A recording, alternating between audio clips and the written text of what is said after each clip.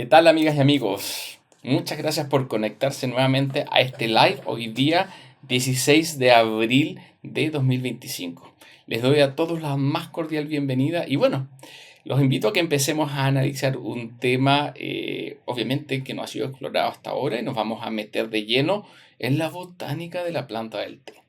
¿Mm?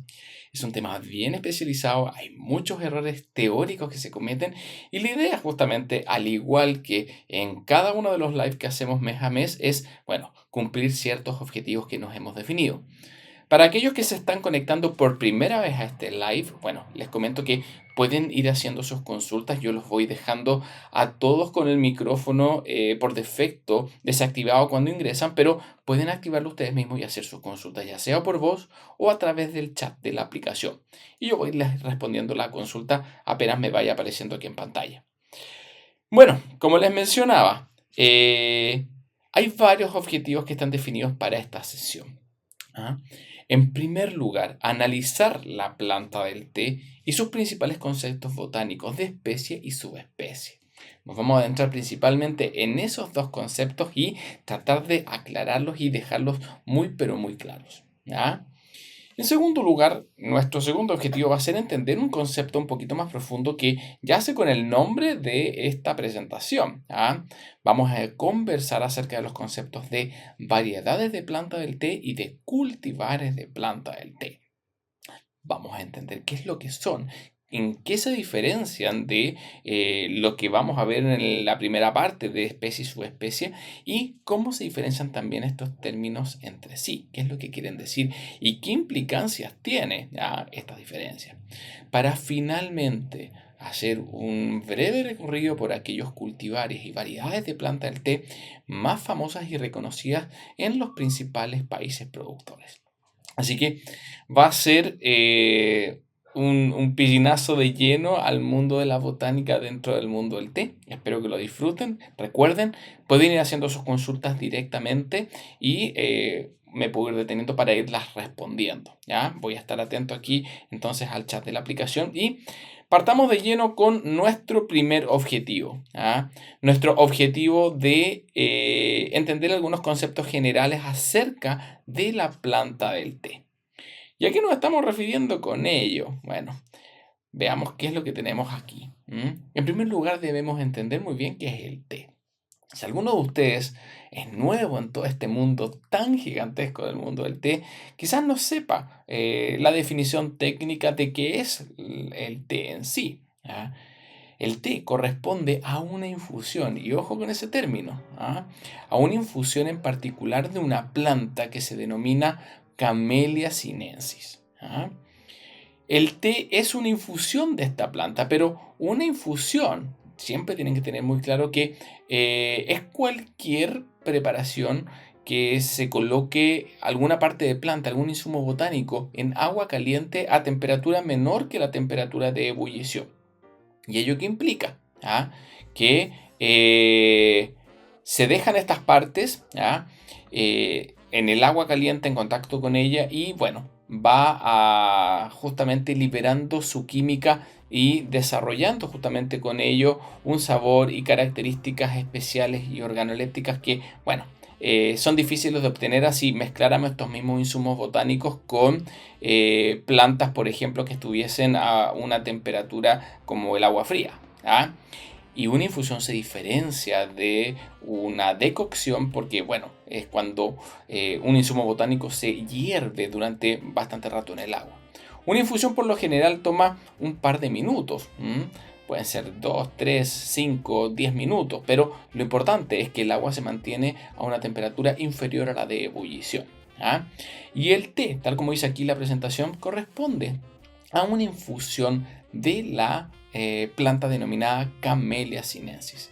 Este nombre, Camellia es un tipo de familia de plantas y sinensis, es un epíteto latino que quiere decir, que habla de la procedencia de esta planta, que dícese que es de China. De acuerdo a los conceptos como habíamos conversado recién, es importante saber que entonces el té es una infusión, pero es importante que sepa que no todas las infusiones son té. Y aquí se genera mucha confusión, puesto que Muchas veces se habla, por ejemplo, del té de manzanilla, del té de menta, pero técnicamente eso es incorrecto, puesto que corresponde a una infusión de manzanilla o a una infusión de menta. ¿Ah? ¿Por qué? Porque es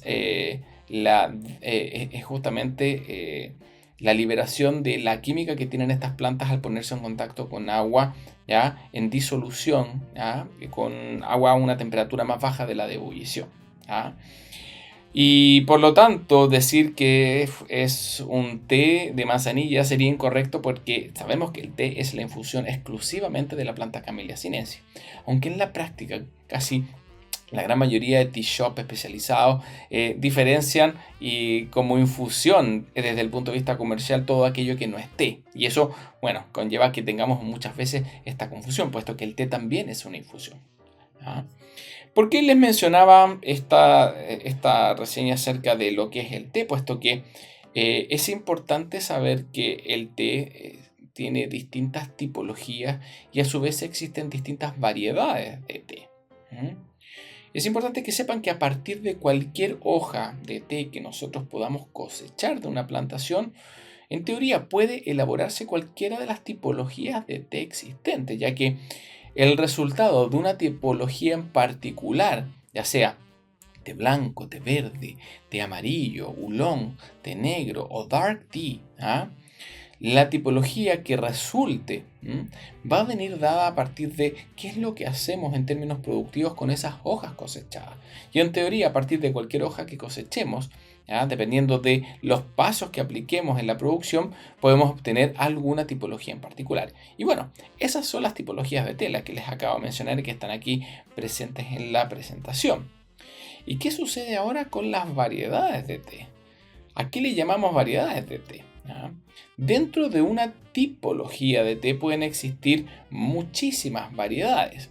Por ejemplo, dentro del mundo de los tés verdes tenemos variedades como el Nongshim, Gampander, Sencha, Bancha, Tencha y corresponden a una tipología idéntica. Sin embargo, dependiendo de algunas características especiales, ¿ya?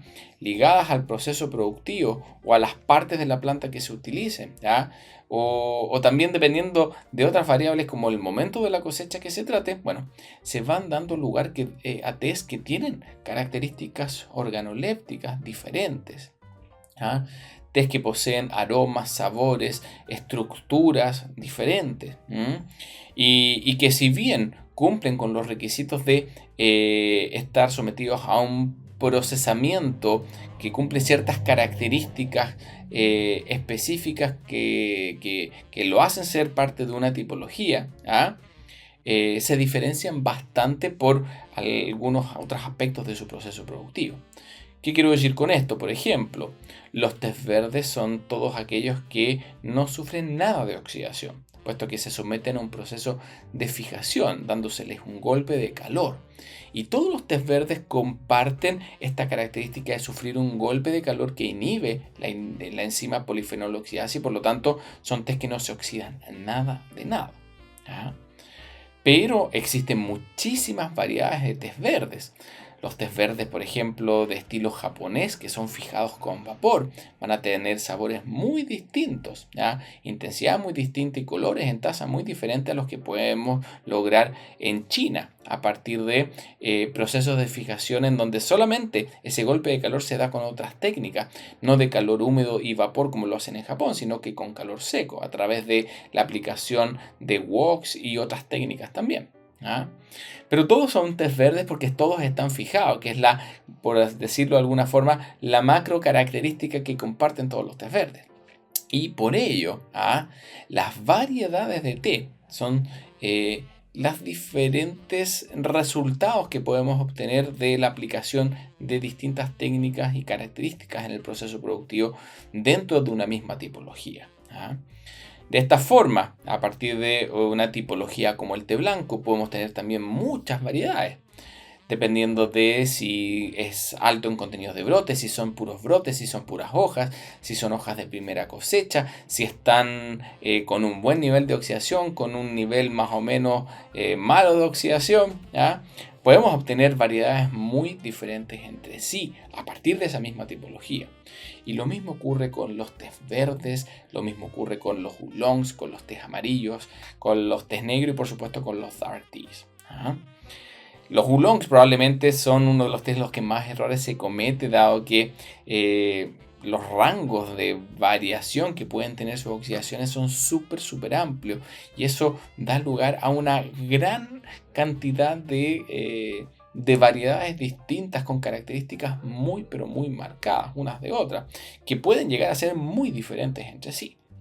Pero lo importante de esta presentación es que puedan tener, al menos hasta este momento, claridad de que las tipologías son resultados de la aplicación de ciertos procesos productivos que diferencian una tipología de otra, como el proceso de fijación, para que los tés no se oxiden nada, o tés que están totalmente oxidados o altamente oxidados, como son los tés negros, que se oxidan sobre un 80%, o oolongs que están oxidados entre un 20 y un 80%.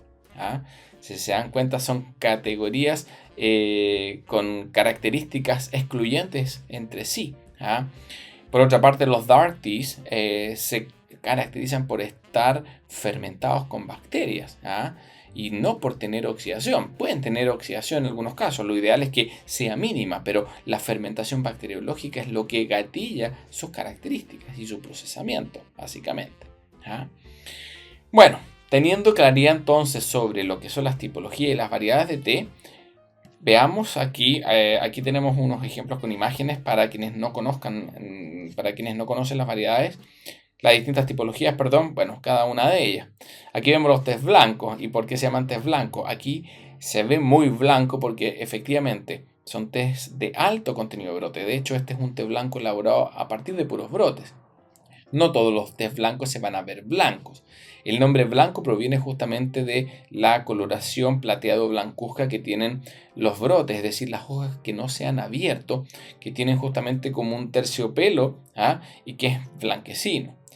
Por lo general, muchos de los tés blancos que se comercializan son mezclas de hojas y brotes. Esta es una variedad que es de puros brotes, pero también hay variedades que son solamente de hojas. Y son tés blancos porque están mínimamente procesados. Esa es su macro característica. Solamente se dejan al sol para que se marchiten y se vayan deshidratando, y no se aplica ningún otro proceso. A diferencia de los tés verdes, que mantienen la coloración intensa verde original de la planta, producto de la fijación a la cual son sometidos. Ese golpe de calor que inhibe cualquier tipo de oxidación que pueda ocurrir. Les hablaba de los oolongs. Aquí vemos dos tipos de oolongs. Oolongs de baja oxidación, probablemente entre un 20 a un 50%, que tienden a verse un poco más parecidos a los tés verdes. Y por otra parte, los oolongs de mayores oxidaciones, que están entre un 50 y un 80%.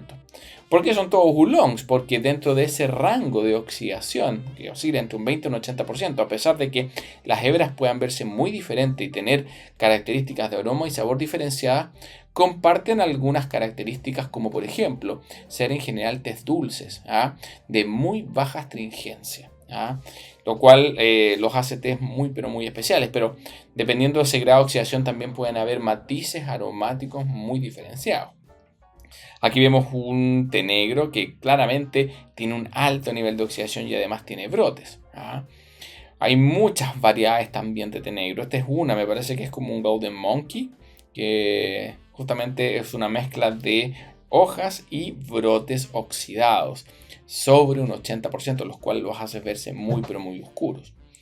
Y finalmente los dark teas, que son tés fermentados. Aquí estamos viendo un trozo de un dark tea fermentado pero comprimido. Puede estar en hebras o puede estar comprimido. Bueno, esto para que tuvieran claridad acerca de las tipologías y las variedades de té. Siguiendo con los conceptos generales sobre la planta, vamos a empezar a hablar a continuación acerca de la botánica de la planta del té. Para ello es importante que sepan que todos los diferentes tipos y variedades de té, como les mencionaba antes, provienen de la Camellia sinensis. Y esta planta, esta especie de planta, tiene distintas subespecies. que son 3 las principales. Y esas 3 subespecies son autóctonas, ¿ah? Y se diferencian por el tamaño que pueden tener de las hojas, los compuestos químicos que desarrollan y en sí por los lugares geográficos de los cuales provienen. ¿Mm? A continuación vamos a comenzar a analizarlas. Quizás algunos de ustedes ya las habrá escuchado hablar hasta ahora en su vida. La primera y probablemente la más conocida y más famosa es la Camellia sinensis var-sinensis, o también conocida como Camellia sinensis sinensis. Esta es una de las principales subespecies de la planta del té existente y es oriunda de las regiones del este y sureste de China. También es factible encontrarla de forma autóctona en Japón y en el Tíbet y puede alcanzar una altura máxima de 2,5 a 4 metros y medio aproximadamente. Bueno, para quienes no lo sepan, la planta del té, por mucho que se vea como un arbusto, en realidad es un árbol.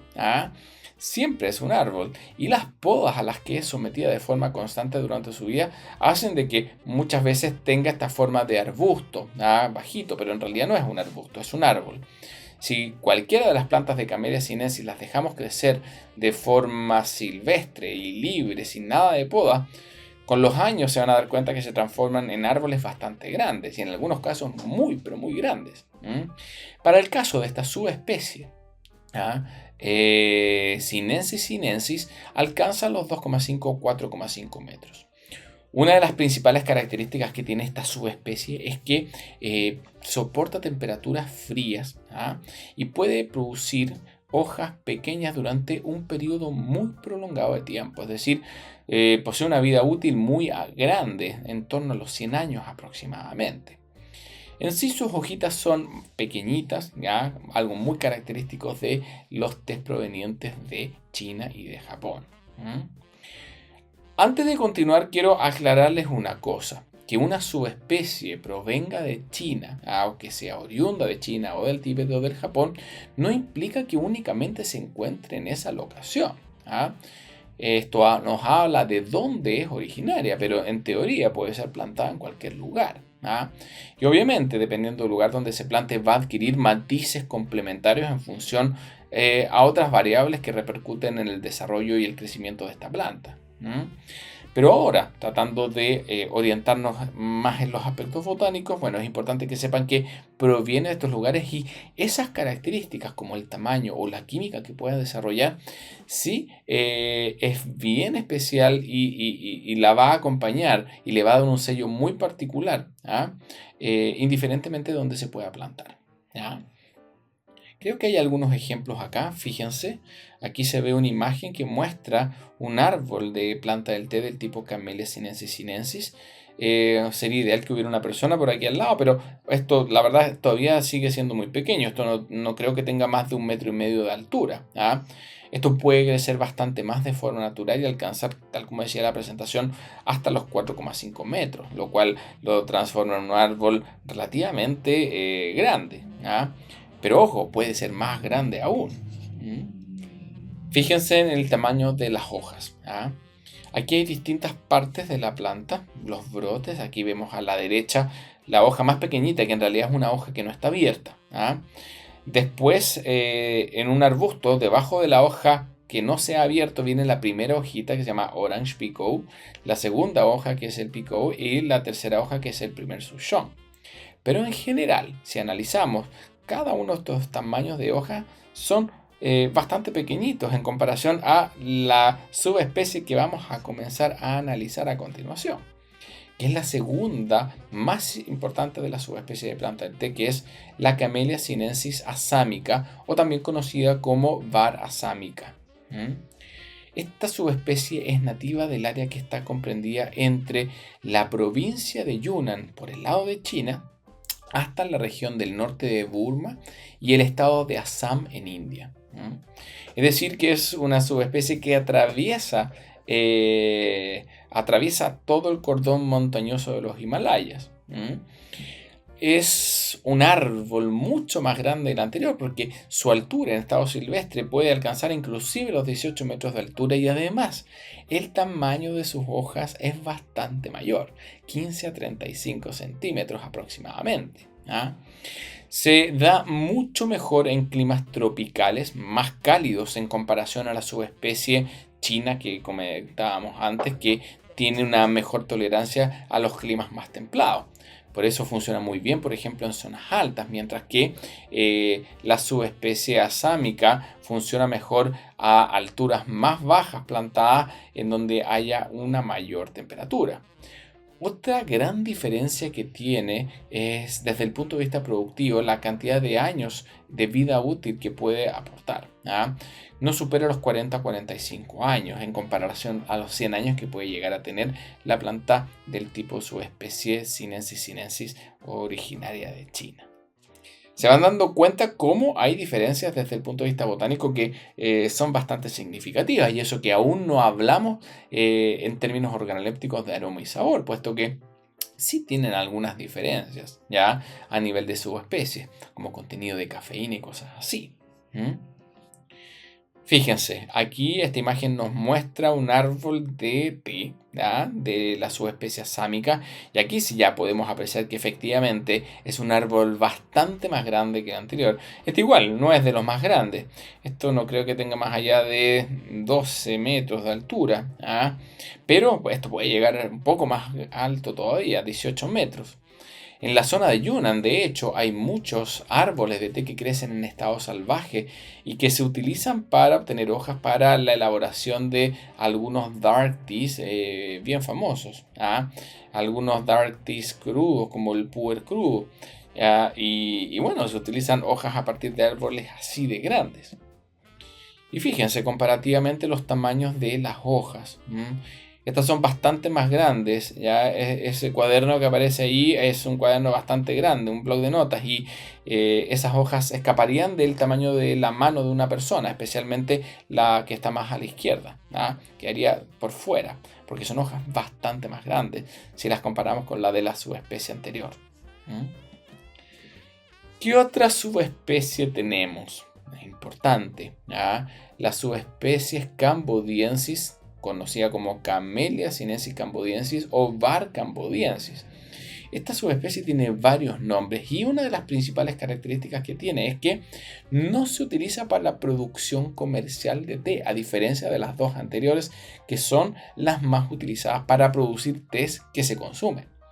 Esta tiene otros fines. ¿Ah? A esta subespecie se le conoce también como Camellia laxio-calix. Si por ahí lo han visto, lo han estudiado ya, o han encontrado, se han topado con ese nombre, bueno, estamos hablando de lo mismo. También se le llama arbusto de Java en algunas bibliografías. Es una subespecie que es originaria de Asia y Camboya, especialmente del sur de Asia, pero que, como les mencionaba recién, no se explota con fines comerciales, porque en realidad no da buen té en términos de sabor, pero se utiliza sin embargo para la producción de hibridaciones de planta del té, es decir, para desarrollar nuevas variedades de planta del té, que más adelante vamos a conversar muy bien cómo se llaman y qué son. Pero las hibridaciones son las uniones de una planta con otra, para justamente juntar características de dos plantas distintas, para que se pueda entender de forma simple. Desde el punto de vista visual, tiene algún parecido con la subespecie sámica en cuanto a la forma de las hojas. ¿Ya? Sin embargo, el tamaño de las hojas no es tan grande, es algo menor. ¿Ya? Y en términos del tamaño que puede alcanzar el árbol, es más parecido a la Camellia sinensis sinensis originaria de China. Comparte esa característica, pero su tamaño de hoja es más grande. Fíjense acá, aquí hay un árbol de la subespecie cambodiensis, para que noten la diferencia con las anteriores. Las frondosidades también son distintas, o sea, presentan desde el punto de vista botánico y visual bastantes diferencias. Bueno, hasta ahora hemos visto cuáles son las tres subespecies de la planta del té existente, las cuales desde el punto de vista botánico son muy distintas entre sí. Y dependiendo de las que utilicemos, obviamente los tipos de té que se van a desarrollar las características organolépticas que van a coexistir, van a ser muy variadas entre sí. Bueno, vamos a entrar a analizar ahora las variedades y cultivares de la planta del té, que es adentrarnos un poquito más en profundidad que lo que hemos analizado hasta ahora. ¿Alguno de ustedes ha pensado alguna vez qué es lo que provoca que un té puede llegar a ser tan especial en términos organolépticos? ¿Por qué algunos tienen un sabor súper delicado mientras que otros tienen un sabor súper fuerte? ¿Por qué algunos son altos en cafeína, otros son bajos en cafeína? Otros ayudan a potenciarse cognitivamente, otros te ayudan a activarte, otros te relajan. ¿Por qué existe tanta variabilidad en términos de aroma y sabor? Son varias las variables que intervienen y definen lo que se denomina el carácter de un té. Cuando hablamos del carácter de un té nos referimos a todos esos elementos que lo hacen único y que le dan un sello en particular en términos de aroma, sabor, beneficios, lo que se les ocurra, hasta la forma que pueda tener. Y ese carácter es resultado de varias variables, algunas muy determinantes, otras con un grado más bajo de injerencia, pero al menos dentro de las variables que con mayor fuerza determinan ese carácter se encuentran, por una parte, los aspectos botánicos, que son los que estamos analizando el día de hoy en esta presentación, que definen justamente características asociadas al ADN de la planta. Cuando estamos hablando de que una planta de Camellia sinensis pertenece a una subespecie, estamos diciendo que posee una genética en particular, con características diferenciadas entre sí en comparación a otras subespecies. Pero bueno, los aspectos botánicos y el ADN de la planta no es la única variable con injerencia. Por supuesto que va a tener un peso súper grande porque el genoma de la planta va a determinar características muy particulares. Va a determinar aromas, sabores, contenidos químicos y muchas cosas. Sin embargo, no es lo único. Algunos aspectos ambientales ligados al desarrollo de la planta del té, al lugar donde se plante, las características climáticas, los niveles de lluvia, la cantidad de luz que recibe, todas estas variables determinan lo que se denomina el terroir o el terruño, que son también parte de las características que el té recibe como herencia, asociado a todo lo que interviene durante su crecimiento y desarrollo. Y esto es súper importante también y tiene un peso tan grande como el genoma en sí porque posee el terroir. El terroir que se desarrolla finalmente puede ser muy diferenciado a pesar de que dos plantas puedan compartir el mismo genoma. Si tomamos, por ejemplo, dos semillas que son exactamente idénticas de la misma subespecie de la planta, mismas semillas, y una la plantamos en una zona súper cálida, baja, y otra la plantamos en el Tíbet con una zona súper templada y a 2000 metros de altura, a pesar de ser el mismo genoma, la planta que va a resultar va a ser muy distinta. Los tamaños de las hojas van a crecer diferente, la frondosidad de esa planta va a ser distinta y en sí la adaptación que va a sufrir la planta en esos dos lugares tan diferentes va a repercutir en que la química que se desarrolla, a pesar de haber una genética común, va a ser diferente. Y va a dar lugar a test diferenciados a pesar de este origen químico desde el punto de vista del genoma idéntico. Pero ojo, que no es la única variable también que repercute, sino que hay otra variable que es el proceso productivo que nosotros aplicamos a las hojas. También va a tener una injerencia súper grande en definir este carácter. Siguiendo con el ejemplo anterior, si tenemos esas plantas que plantamos, les decía, en el Tíbet, y una parte de esas plantas que cosechamos desde el Tíbet a partir de una subespecie con ese terruño especial de altura en el Tíbet, y una las procesamos de cierta forma para obtener un té verde y otras las procesamos de otra forma para obtener un té negro, esa diferenciación, el proceso productivo, también va a dar lugar a cambios muy drásticos en la química que va a tener esa infusión. Y en términos organolépticos vamos a tener aromas, sabores y una química y beneficios muy diferenciados. Por lo tanto, estas tres variables que estamos viendo acá, con estos bullets, aspectos botánicos, aspectos ambientales y los procesos productivos, cada una por sí sola tiene una enorme injerencia en la definición de las características organolépticas que finalmente presenta un té. Pero hoy día estamos centrándonos principalmente en los aspectos botánicos. Y para poder continuar ahondando en los aspectos botánicos, ¿ya? Hemos visto hasta ahora que teníamos 3 subespecies de la planta del té. Estas 3 subespecies, var sinensis, var assamica y var cambodiensis, que representan una primera división a nivel de genoma, ¿ya? De la planta del té en términos botánicos. Sin embargo, como les mencionaba antes, hay más subdivisiones que podemos obtener desde el punto de vista botánico.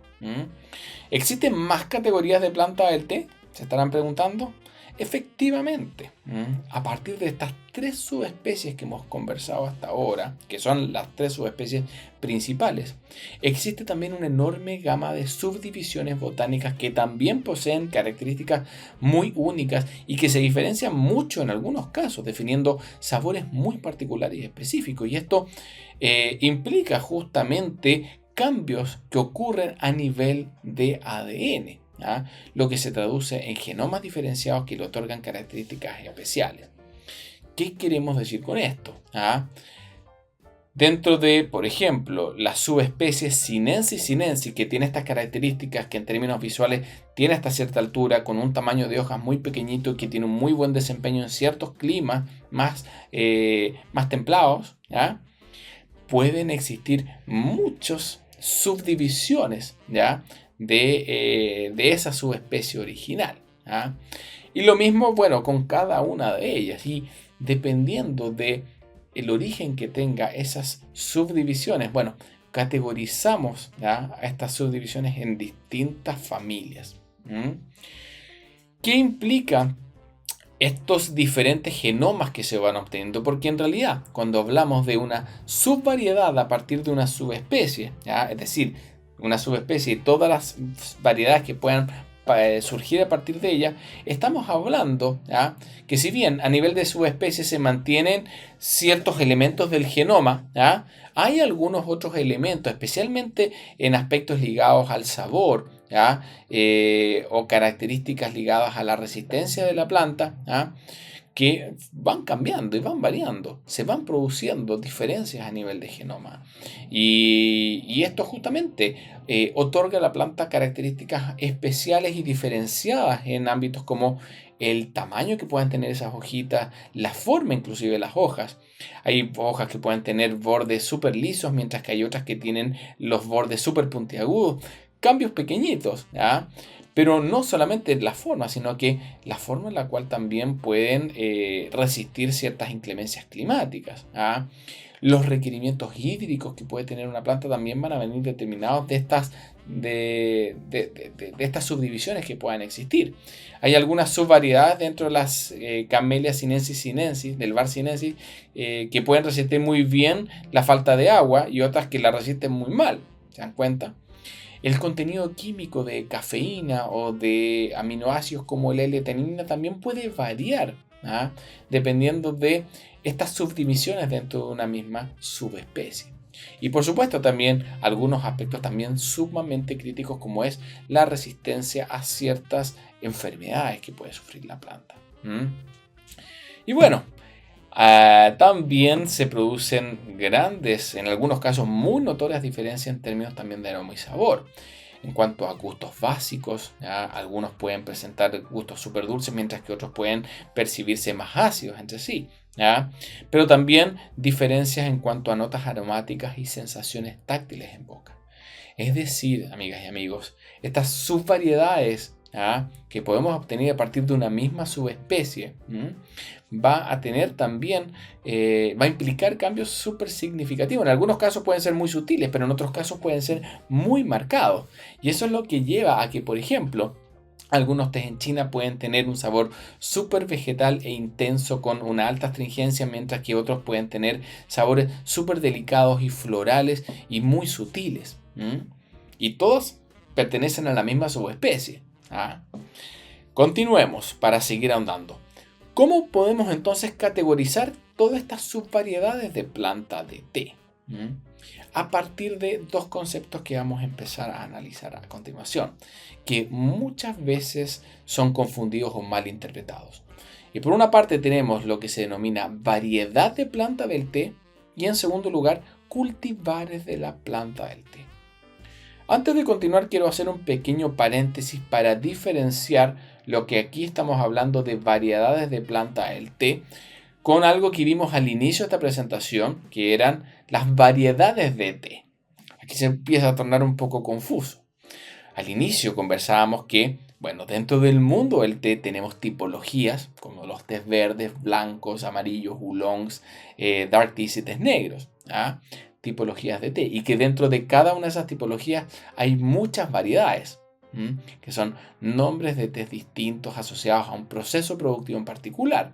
Tés como el Gunpowder, el Sencha chino, Guangshan Mao Feng, Oolong Tea con Yung o Tiwanjin Formosa. Bueno, todas estas variedades de té que existen, que son distintas variedades de una misma tipología, es distinto el concepto que vamos a empezar a ver a continuación de variedades de planta del té. Porque una variedad de té es el resultado de la aplicación de un proceso productivo específico sobre las hojas cosechadas, mientras que una variedad de planta del té es un concepto botánico que atañe al ADN y al genoma de una planta que no ha sido procesada. Un poco enredado. Esta presentación, ojo, va a quedar nuevamente disponible desde la próxima semana. Va a estar en nuestra página web para quienes quieran revisarla nuevamente. ¿Y por qué es tan importante esto? Puesto que muchas veces se habla indiscriminadamente de variedades de té y de variedades de planta de té como que fuera lo mismo.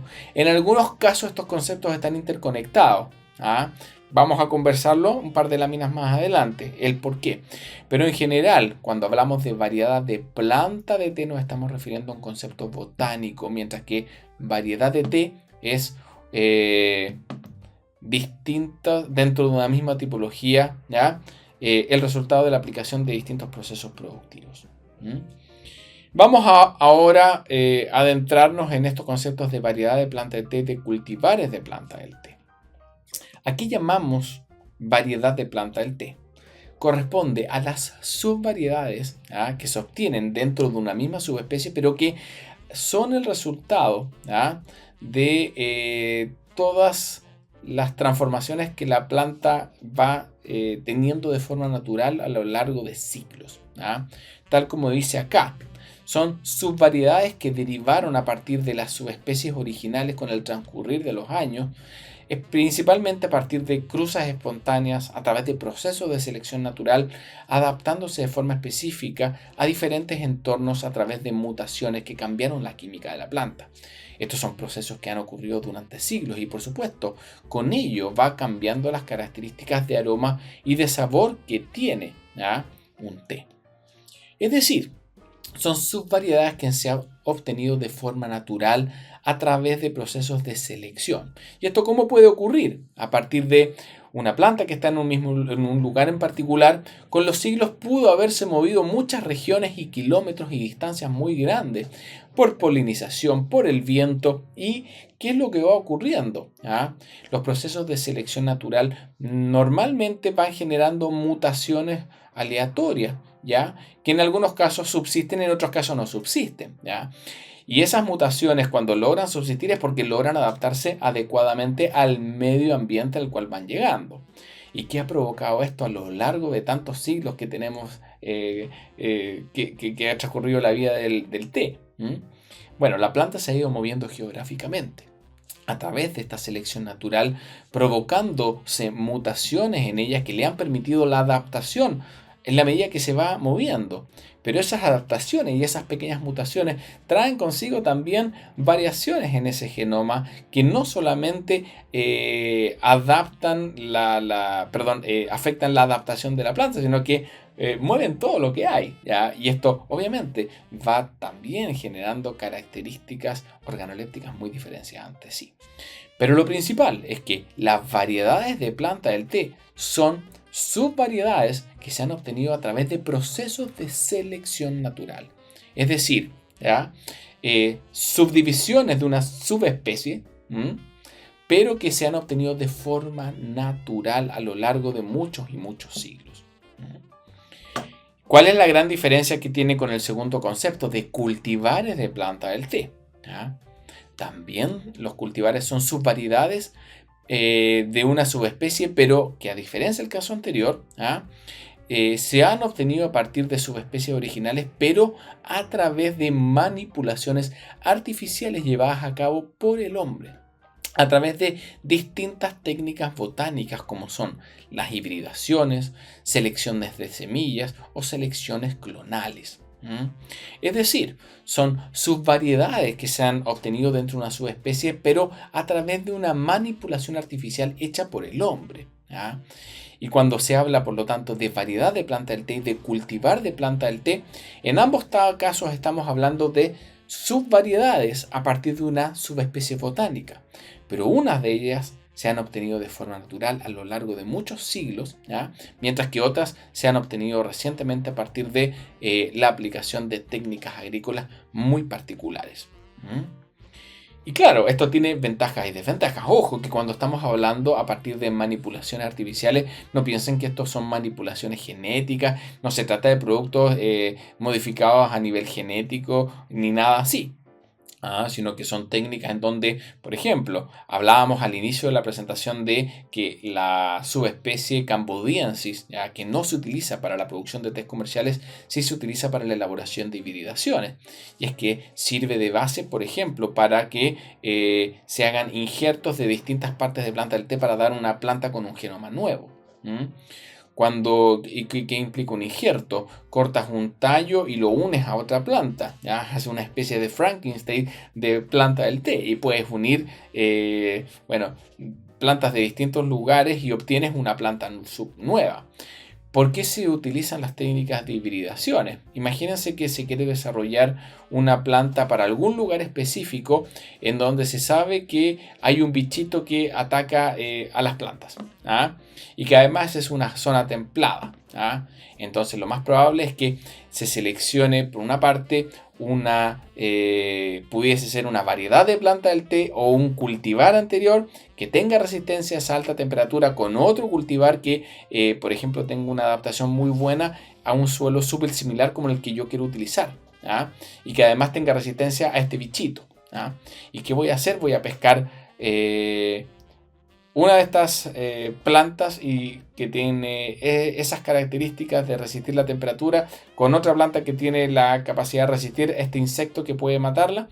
Las uno, hago una hibridación a partir de una base de Camellia sinensis cambodiensis y obtengo una planta nueva con un genoma nuevo que probablemente, si Dios quiere, va a tener buena resistencia a esa temperatura templada y buena resistencia a esos insectos, haciéndole una planta más fuerte. Eso no implica que sea así de fácil de llegar y unir dos características que resulte, porque la verdad es que es bastante complejo. Y en todos los países productores de té hay institutos de investigación dedicados con mucha fuerza al desarrollo de cultivares específicos para distintas zonas geográficas para mejorar las características del té. Su productividad, por supuesto, también, y aportar la variabilidad genética que ayuda a mantener y asegurar la vida de la planta del té, que no sea susceptible a cosas que puedan ocurrir, como lo que ocurrió, por ejemplo, con las plantaciones de café en Sri Lanka. Que un día vino un hongo, creo que fue un bicho, y las mató todas, y no quedó, y se acabó la producción de café en Ceilán, en lo que hoy día conocemos como Sri Lanka. Bueno, entonces las variedades de planta del té, como les mencionaba, son estas subdivisiones a partir de de cruzas espontáneas y procesos naturales, a diferencia de los cultivares de planta del té que son obtenidos a partir de manipulaciones hechas por el hombre. ¿Ya? Los cultivares no existirían de ninguna forma en la naturaleza sin la intervención humana y requieren de manejos agrícolas muy específicos para que se susciten estas características, puesto que, como les decía antes, no es que yo tome una planta que resista cierta cosa con otra que resista otra cierta cosa y al juntarla voy a tener resistencia a ambas, porque no va a ser necesariamente así. Probablemente voy a tener que hacer muchos ensayos y errores para obtener justamente el resultado que espero. Y eso es a lo que se dedican los institutos de investigación. En el caso del té, muchos de los cultivares que se trabajan al día de hoy han sido desarrollados para optimizar el rendimiento, la resistencia a enfermedades o resaltar ciertas características organolépticas muy específicas. Algunos, por ejemplo, tés como el Yin Shuang, son tés que se caracterizan por tener notas cremosas como a leche, ¿ya? Y se han mejorado los que eran originalmente las variedades de planta para obtener algunas versiones que son más intensas en esas características de sabor tan particulares. Pero es importante que sepan que al día de hoy dentro de la industria del té, si bien se siguen utilizando algunas variedades de planta del té autóctonas muy famosas, especialmente para la elaboración de algunos tés de muy alta gama y de baja producción, la mayoría de las producciones con un foco comercial alto en cuanto a la producción de té, por ejemplo, masivos, utilizan principalmente cultivares desarrollados a partir de las variedades de planta del té originales. Porque les han permitido justamente tener un mejor desempeño en sabor y también en términos de productividad. Y a eso se han dedicado los últimos 50 años o más los distintos institutos de investigación del té presentes en la gran mayoría de los países productores. Bueno, teniendo claridad sobre lo que hemos conversado hasta ahora de botánica en cuanto a subespecies, a variedades de planta del té y a cultivares de planta del té, a continuación, en nuestra última parte vamos a hablar brevemente sobre algunos de los cultivares y variedades de planta del té más famosas. Bueno, vamos a partir por China. Vamos a analizar algunos países productores famosos como China, Japón, India y Sri Lanka. A principios de la década de los 80 pasó algo muy particular en China, y es que el gobierno estableció la existencia de aproximadamente, y fíjense, para tener este número en perspectiva, aproximadamente 2.700 cultivares y variedades de planta del té diferentes. Es decir, que dentro de esta subespecie Camellia sinensis sinensis, también hay algo de acá de subespecie asámica. Recuerden que en China, en la zona de Yunnan, donde se producen los pu'er, la planta del té, la subespecie planta del té oriunda de ese lugar no es la que está en todo el resto de China, sino que es la misma que está en India, la asámica. Pero en general, considerando todas las zonas productoras de China, en el año 1980 se llegó a un aproximado de 2.700 distintas variedades y cultivares de planta de té. Imagínense esa enorme variabilidad genética existente por adaptación natural y por desarrollos de hibridaciones. Y si bien algunas de estas pueden ser muy similares entre sí, hay algunas que podían ser muy malas en términos de productividad y en términos de sabor, otras eran muy buenas. Y en la década de 1980, el gobierno chino se dedicó a seleccionar a través de una comisión específica que realizó muchos estudios para establecer cuáles eran los mejores cultivares y variedades de planta del té para fomentar así la producción y mejorar la productividad. Y de esta forma, en el año 1984, se seleccionaron las 30 mejores a partir de ese gran universo de 2.700 subvariedades, para finalmente en el año 1987 establecer una lista de las 22 cultivares y variedades de té más importantes, de planta de té más importantes de China. ¿Y por qué se hizo esto? Justamente para mejorar la calidad. Con estos 22 variedades y cultivares de planta del té se podían producir todos los tés famosos de China, asegurando la calidad organoléptica y asegurando también una productividad. Pero esto no es lo único, o sea, no piensen que hasta el día de hoy esto es lo único que se sigue plantando. La verdad es que el mundo de los cultivares de la planta del té es un mundo tremendamente activo. Los institutos de investigación de cada país constantemente están trabajando en el desarrollo de nuevos cultivares específicos, que buscan especializarse mejor en cada una de las distintas regiones productoras y aportando también una componente que en el inicio, cuando se hicieron estos estudios en la década de los 80, no se contempló.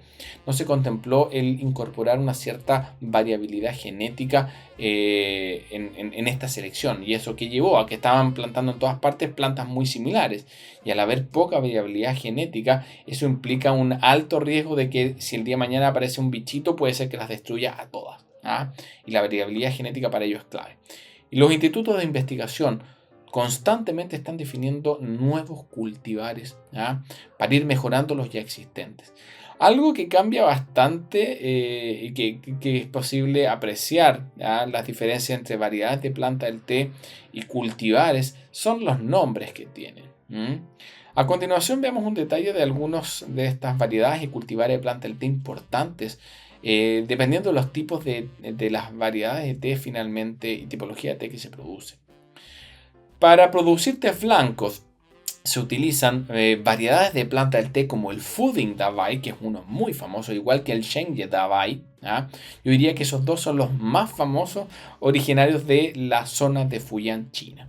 Y son variedades de planta del té que vienen plantándose hace más de 2000 años en la misma zona.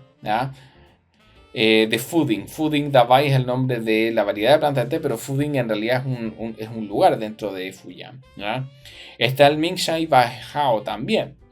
Para el té verde tenemos el Anji Baisha, el Biyun y el Jingfeng, todos ellos variedades de planta del té. Tenemos otros, fíjense, Longjing y Longjing número 43.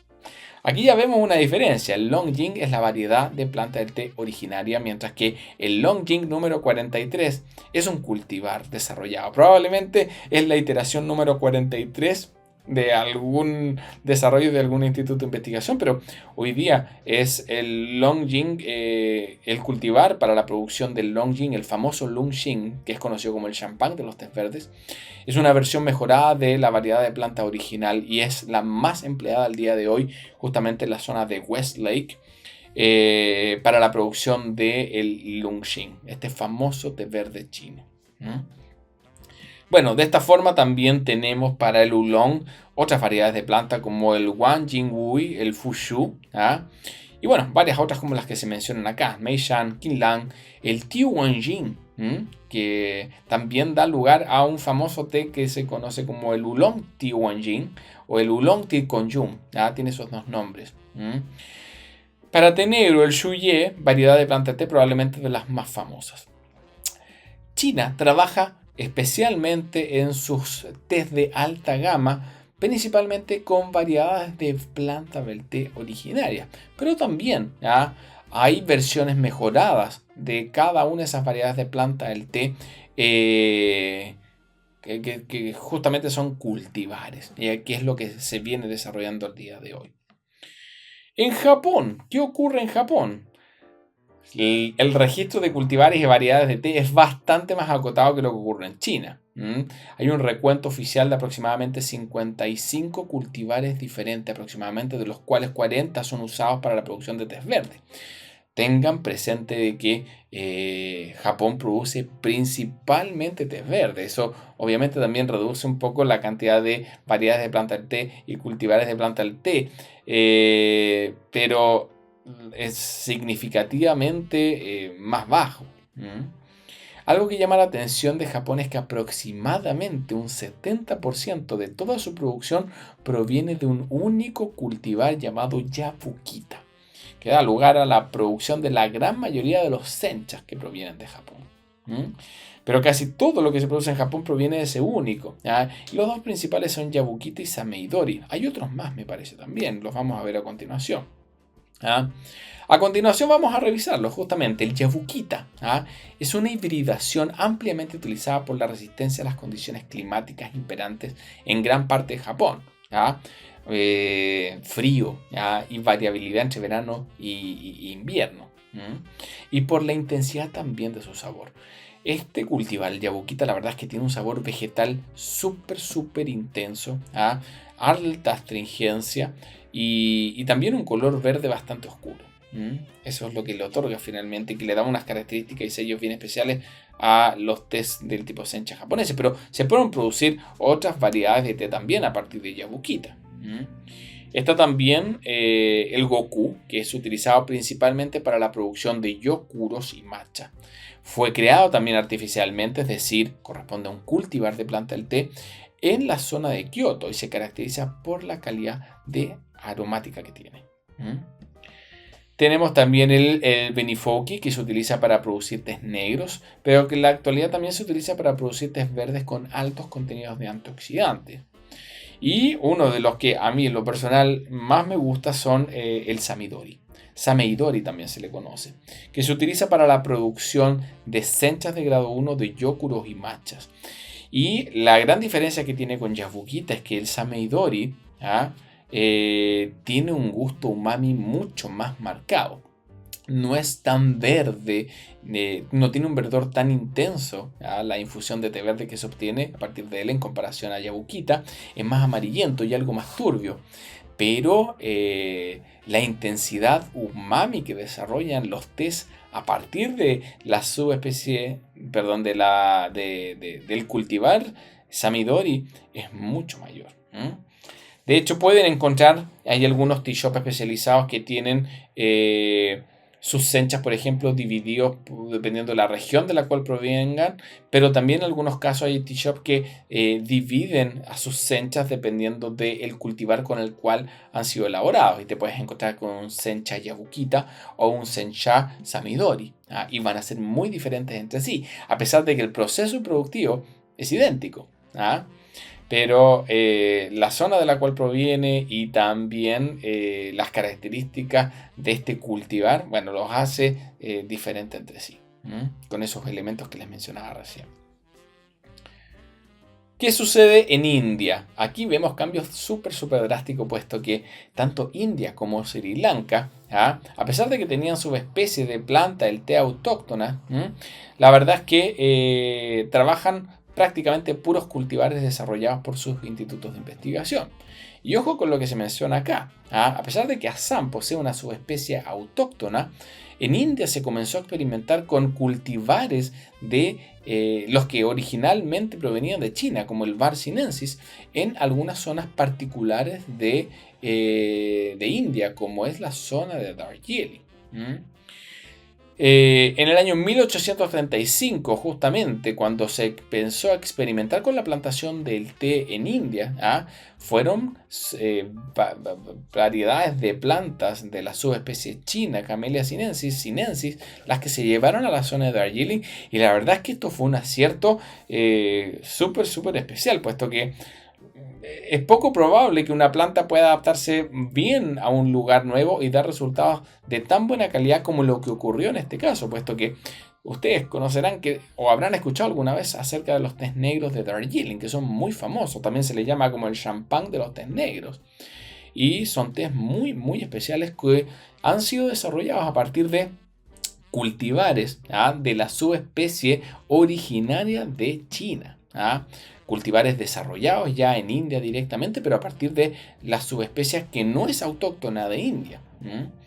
A diferencia de lo que ocurre en Assam, en donde la producción de té de esta zona se realiza en zonas bajas y efectivamente utiliza la subespecie autóctona de este lugar.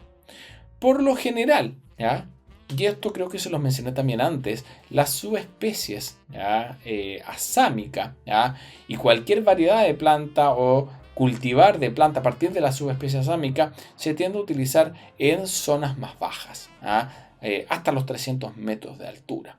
Mientras que cultivares y variedades de planta del té a partir de la subespecie sinensis o Bar sinensis china es la que se tiende a utilizar, indiferentemente de la zona productora o del país productor, en aquellas regiones de alturas mayores a los 300 metros de altura. desde 600 metros, incluso aquellas zonas que producen té a 1200 metros por lo general, o a 2000 metros por lo general, están utilizando variedades de planta del té o cultivares obtenidas a partir de la subespecie china, que tiene mejor adaptación a esas características de altura. En India se utilizan alrededor de 30 cultivares diferentes, los cuales han sido analizados y desarrollados por la India Tea Research Association.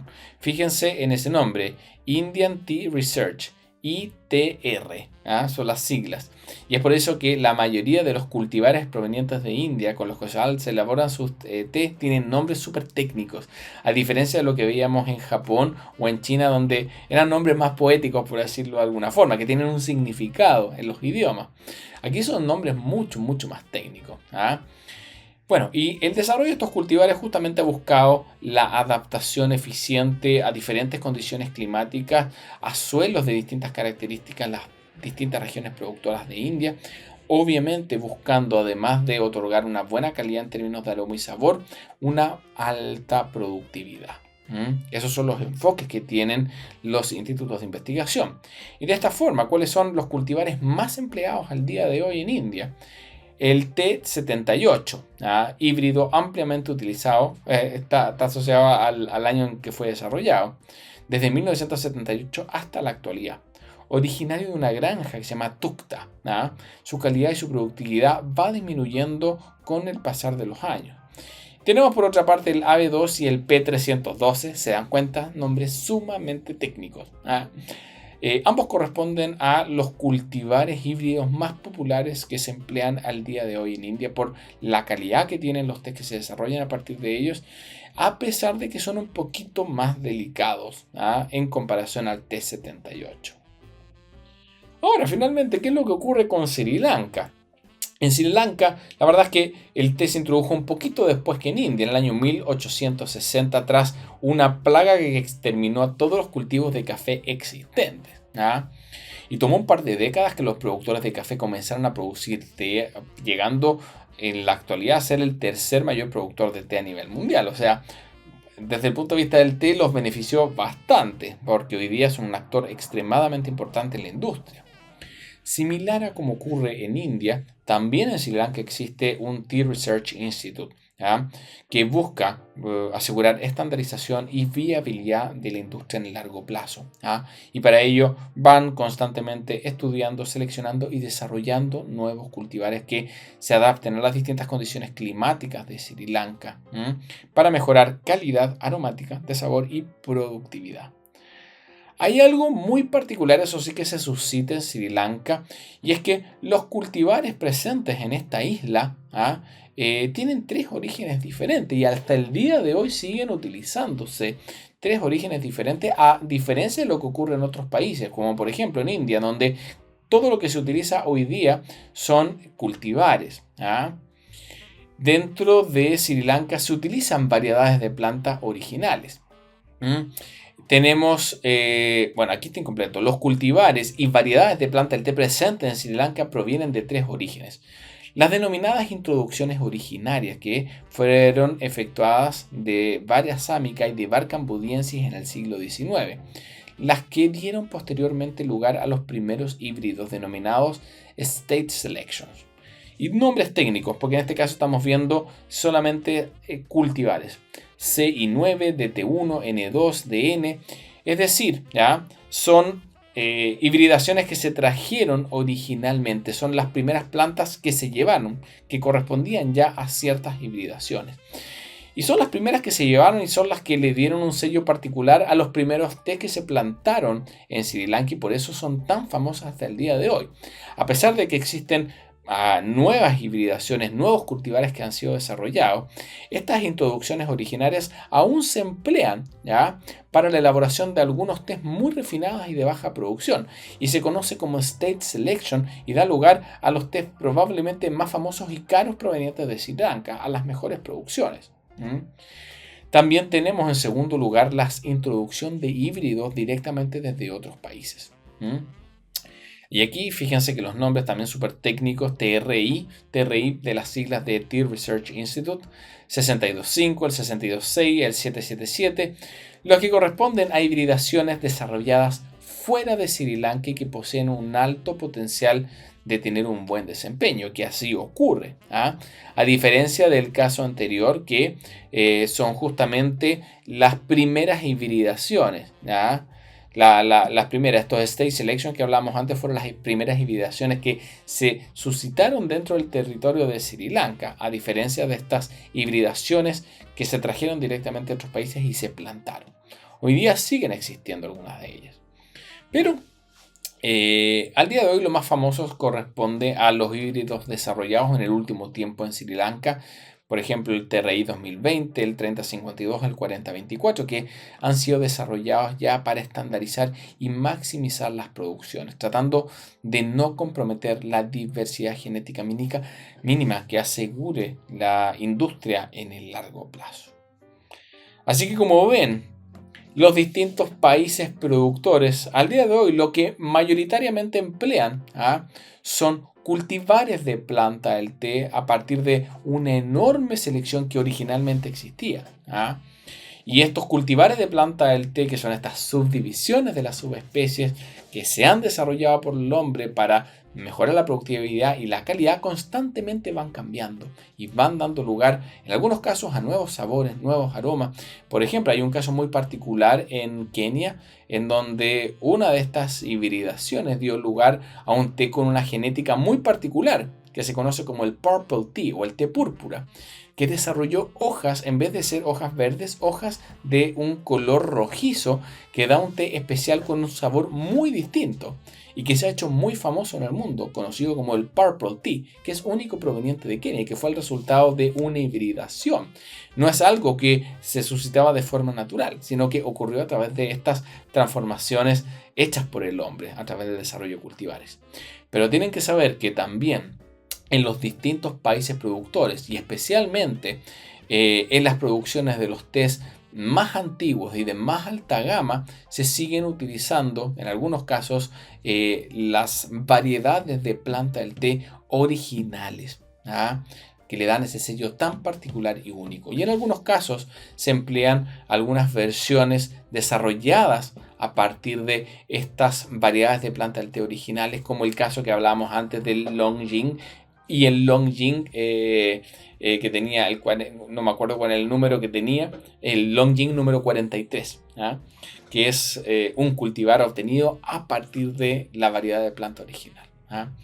Hoy día, dentro del mundo del té, existe una enorme variabilidad en cuanto a la genética de las plantas que se utilizan. Y recuerden, lo más impresionante de todo esto, que todos estos conceptos a partir de subespecies de planta del té, variedades de planta del té, cultivares de planta del té que dan esta enorme variabilidad genética, es solamente una de las variables que afectan el carácter que un té pueda desarrollar. Y eso nos empieza a dar luces de justamente la enorme complejidad que el mundo del té puede tener, puesto que si bien existen todos estos distintos cultivares y variedades de planta del té a partir de distintas subespecies, dependiendo de dónde la plantemos, qué ocurre en ese suelo, en ese clima y qué sucede después que cosechamos esas hojas, bueno, podemos obtener combinaciones casi infinitas de todas estas variables que dan lugar a la enorme variabilidad que existe dentro del mundo, de esta variabilidad tan grande de terroirs, de sabores y de aromas que lo hace un mundo tan complejo y lindo de disfrutar. Bueno, no sé si tendrán alguna consulta. Vi que no había ninguna consulta desde ninguna de las fuentes, así que no sé si tendrán alguna duda en particular. Si no, pueden dejar igual sus dudas después en los comentarios dentro de cuando esto quede subido, ya sea al canal de YouTube o cuando quede subido a la página web. O directamente pueden hacer sus consultas desde redes sociales también. Estoy viendo acá, no veo ninguna duda. Así que bueno, amigas y amigos, como siempre les agradezco la asistencia, les agradezco el tiempo, espero que hayan disfrutado, que hayan aprendido y espero verlos entonces en una siguiente sesión, ¿ya? Que estén muy bien, amigas y amigos. Nos vemos. Chao, chao.